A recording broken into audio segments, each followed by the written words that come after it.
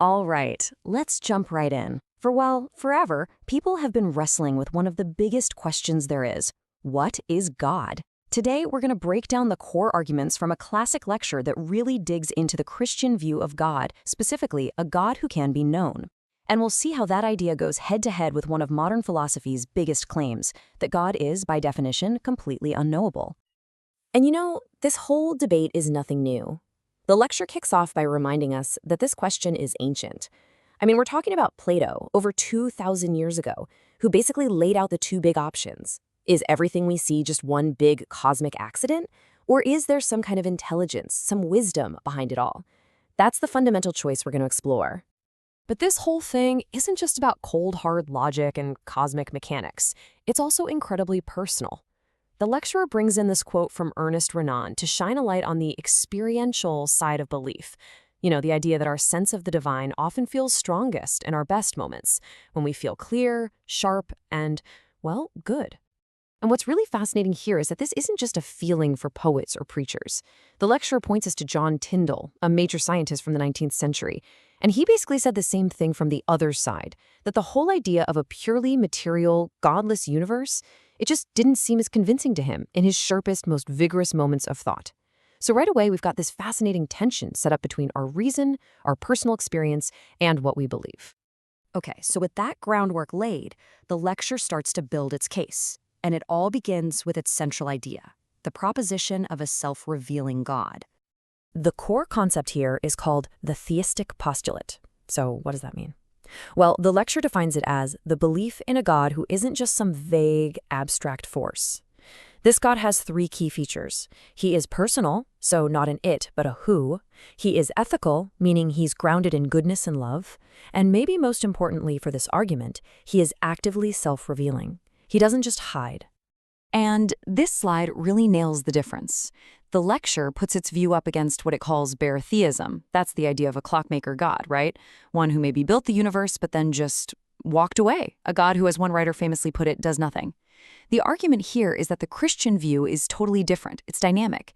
It's about a God who is involved, who steps into history, who communicates, who actually reveals himself. You can't separate the idea of this God from the idea of his revelation. Of course, this idea of a God you can actually know, well, it runs smack into a huge intellectual roadblock of the modern world. And that roadblock is agnosticism. Now, the lecture is super specific here. It's not talking about agnosticism as just a humble, shoulder-shrugging, I don't know.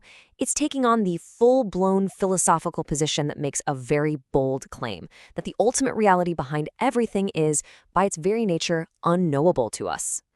So the counter-argument is pretty sharp. It basically says, look, if a God exists who is powerful enough to create an entire universe, it's kind of absurd to think that being would leave zero trace of itself. The whole universe is the trace. So to claim you can't possibly know if there's any evidence, well, that's logically not very different from just claiming there's no God there to leave any evidence in the first place. So after defining that challenge, the lecture moves on to actually dismantling the logic of the unknowable from the inside out.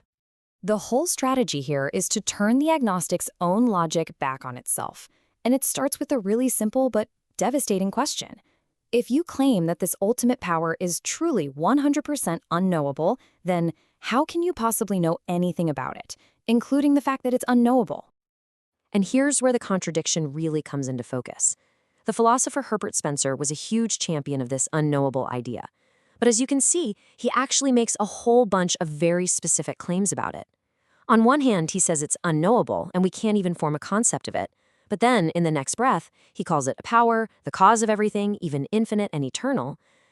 For something you supposedly can't know anything about, that's a pretty detailed job description. So the knockout punch is this. The lecture argues that this philosophy isn't really agnosticism, which means no knowledge at all. It cheekily relabels it a qualified gnosis, gnosis meaning knowledge. It's a system that, for all its talk about not knowing, actually claims to know quite a bit about the very thing it calls unknowable. Okay, so with that main objection taken care of, the lecture switches gears. It moves from playing defense to going on offense, laying out a positive case for a knowable God, based on pure reason. In this case is built on three big classical pillars. First, there's the cosmological argument, which looks at the universe itself. Second, the teleological argument, which is all about design. And third, the ontological argument, which gets a little more meta and looks at reason itself. The cosmological argument is maybe the easiest one to wrap your head around. Think of it like a massive line of dominoes. Everything in our universe is an effect that had a prior cause, right? One domino knocks over the next. But that whole chain of dominoes can't just be floating in nothing.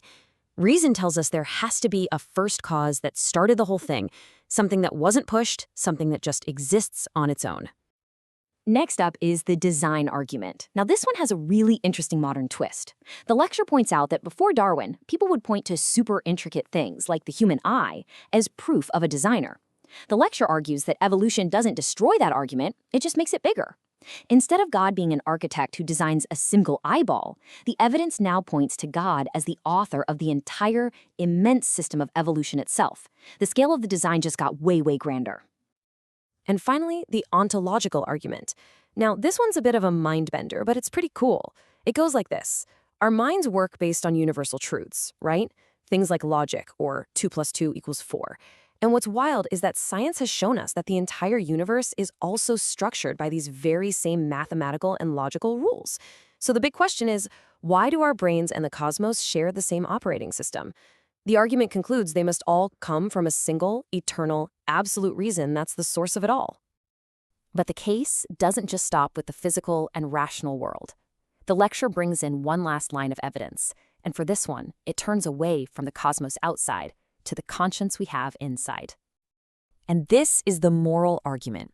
It starts with an observation about something we all experience, that moral law inside us, that little voice, that sense of I ought to, that feeling of right and wrong. The argument is that this inner compass, which seems to point toward an ideal of perfect goodness, implies that there's an external source for it, an eternal moral lawgiver who is the standard of goodness. Think about that unconditional command of duty you sometimes feel, the sense that you should do the right thing just because it's the right thing, not for any reward. The lecture argues that this powerful inner voice isn't really explained away by just saying, oh, that's just how you were raised, or it's just a survival instinct. Its absolute authority feels like it comes from somewhere beyond all that. And this is how the lecture ties it all together beautifully. See, it's not about a single gotcha proof that's supposed to convince everyone. It's about these different lines of evidence all converging. The cosmos points to a first cause. The design in the universe points to an intelligent mind. Our own reason points to an absolute rationality, and our conscience points to an ethically perfect will.